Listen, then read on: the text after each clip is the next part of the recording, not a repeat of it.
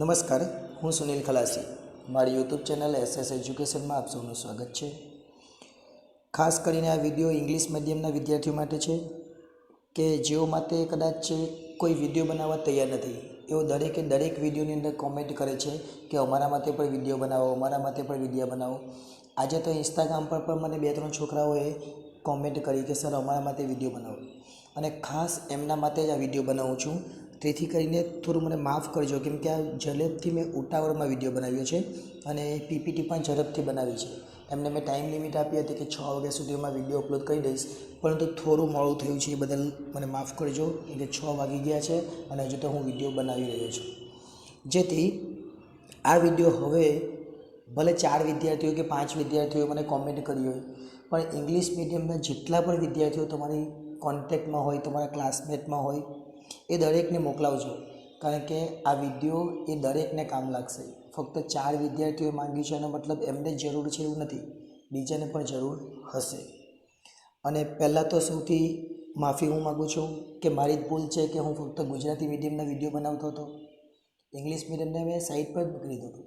પરંતુ મારી પર એક નબળાઈ છે કે ઇંગ્લિશ મીડિયમ એ મારો વિષય નથી, મારું માધ્યમ નથી. હું ગુજરાતી માધ્યમ છું. જેથી કરીને કોઈક ભૂલ રહી જાય, કોઈક ખામી રહી જાય ટ્રાન્સલેટ કરવામાં, તો એ માફ કરજો અને થોડું સમજી લેજો. અને તમે જેને ફોરવર્ડ કરો એમને પણ જણાવજો કે આ રીતનું સરે ગુજરાતીનું અંગ્રેજી ટ્રાન્સલેટ કરવું, એ કદાચ થોડી ઘણી ભૂલ રહી જાય તો ચલાવી લે. શરૂઆત કરીએ આપણે. પહેલો સવાલ: state the cause of low probability public sector enterprises in India. ખૂબ જ અગત્યના પ્રશ્નો છે, ઇમ્પોર્ટન્ટ છે, એટલે નોટ કરી લેજો. What are the objectives of Sarva Shiksha Abhiyan? State of main point of industrial policy of 1991. State of the main problems of public sector enterprises in India. What is human resource? Explain its importance. ત્યાર પછીનો પ્રશ્ન છે, list of the names of industry which pollute environment. Vote is the definition of small scale industries? State of any 4 adverse effects foreign investment in the service sector of India. Which are the 3 components of include in the Human Development India? State the limitations of public sector's industry in India. ત્યાર પછીના પ્રશ્નો છે, what is the gender related development index?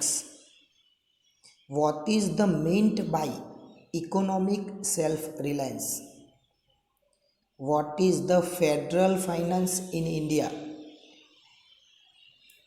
State the negative features industrial growth achieved in India during the planning period. What is the economic liberalization? ચલો, આ કોણ છે તમે ઓળખો છો? તો આપણા first vice chairman of Niti Aayog એટલે અરવિંદ પાનાગડિયા સાહેબ આપણા ફર્સ્ટ વાઇસ ચેરમેન છે. કેટલા સમય સુધી રહ્યા? તો જાન્યુઆરી 2015થી ઓગસ્ટ 2017 સુધી એ વાઇસ ચેરમેન પર રહ્યા હતા. આપણને ખબર હોવી જોઈએ. ત્યાર પછી આ કોણ છે? તો લખ્યું છે doctor Rajiv Kumar, vice chairman Niti Aayog. આ ક્યારે હતા? તો ઓગસ્ટ 2017માં જ્યારે પેલા ભાઈ પહેલાં ફર્સ્ટ હતા એમને પદ છોડ્યું ત્યાર પછી એમની નિમણૂક કરવામાં આવી, પરંતુ એમણે સ્ટેપ ડાઉન કરી દીધું 30 એપ્રિલ 2022. 30 એપ્રિલ 2022 એમણે સ્ટેપ ડાઉન કર્યું એટલે નવી નિમણૂક કરી. અને આ કોણ છે? તેમની નવી નિમણૂક થઈ પ્રેઝન્ટ વાઇસ ચેરમેન. ક્યારે કરવામાં આવી? તો 1 મે 2022. એટલે અત્યારે હાલના તમને વાઇસ ચેરમેન કહે તો સુમન બેરી. પહેલાં કોણ હતા? તો આપણે જોયું ફર્સ્ટ ચેરમેન. પછી હતા રાજીવ કુમાર, પણ તમે રાજીવ કુમાર જવાબમાં નહીં લખતા, તમારે સુમન બેરી લખવાનું છે. હાલમાં સુમન બેરી છે. જોઈએ આગળ પ્રશ્ન. State the importance of agro base industry in India. State the positive features industrial growth achieved in India during the planning period. What is the disinvestment?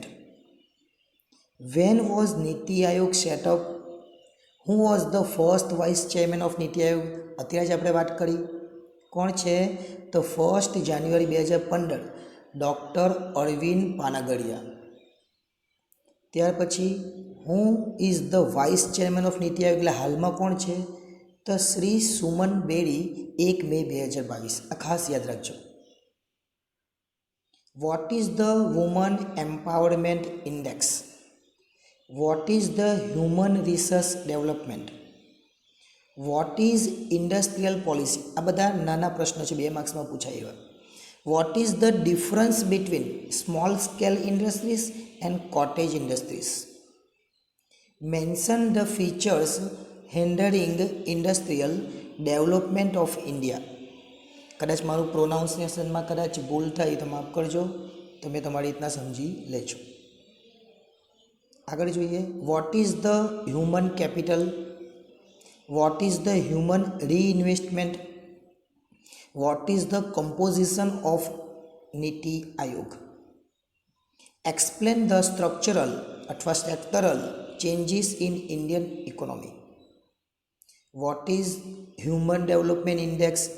Discuss human development trends in India. Explain salient features of industrial growth in Indian economy. Discuss characteristics of India new industrial policy of India July 1991.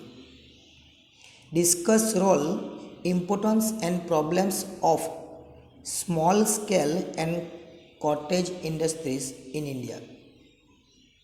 Discuss role and problems of public sector enterprises in India. ત્યાર પછી જોઈએ આપણે. Discuss the environmental effects of industrial pollution in India. Discuss the problems faced by agro-based industries in India. Explain various measures to solve the problems of this industry in India. What is agro-based industry? Explain its importance. Explain the importance of industrial development in India. Recommendation of 14 Finance Commission and most important last questions. This. આપ સૌએ આ video જોયો એ બદલ આપ સૌનો ખૂબ ખૂબ આભાર. પરંતુ આપને શરૂઆતમાં કહ્યું એ પ્રમાણે આ વિડીયો જોયા પછી ફક્ત મૂકી ન રાખતા. 4 વિદ્યાર્થી 5 વિદ્યાર્થીએ મને જણાવ્યું છે કે બનાવો, એટલા માટે આપણે આ બનાવ્યો. પણ એવા કેટલાય વિદ્યાર્થીઓ છે જેમના સુધી આપણે આ વિડીયો પહોંચાડશો. આટલા પ્રશ્નો તમે કરી લેશો ને તો આવતીકાલે પરીક્ષામાં તમને કોઈ જ પ્રોબ્લેમ થવાની નથી. આવતીકાલની પરીક્ષામાં આપ સૌને બેસ્ટ ઓફ